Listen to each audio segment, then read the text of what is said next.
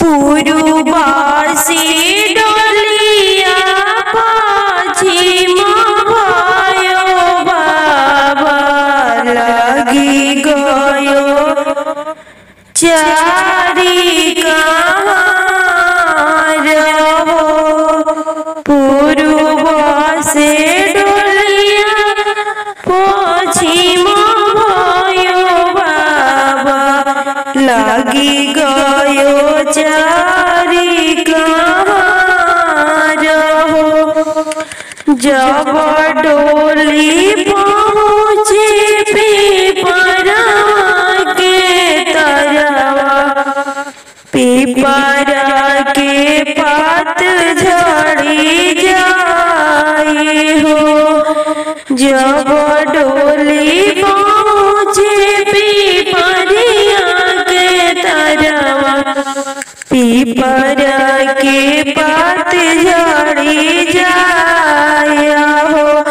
दुआरे से आवेले पापा हो कौन पापा, कहाँ गईली बेटी हमारा हो। घर में से भैया रोत आवेले पापा के लगे समझाई हो। तोहरा ही बेटी स्वामी गईली ससुरवा, चली गईली लक्ष्मी हमारा हो। दुआरा से भैया हो रोई रोई पूछे, कहाँ गईली बहिनी हमारी।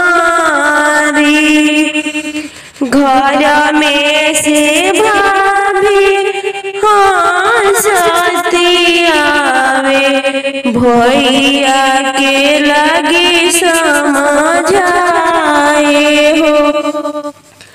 तोहरा ही बहिनी स्वामी गईली ससुरवा, चली गईली घर के जंजाल हो। घरवा की रोटिया चल रही है स्वामी, खोईते में कुकुरा बिलाई हो। घरवा की रोटिया चल रही है स्वामी, खोई में कुकुरा बिलाई हो। उनकर कपड़ा के पूछना बनइबो, लिपबो में घरवा दुआर हो। उनके ही कपड़ा से पूछबो में घरवा के लिपबो दुआरी हो। पूर्व से डोलिया पश्चिम भयो बाबा लगी गई चारी कहाँ रहो। लगी गयो चारी कहाँ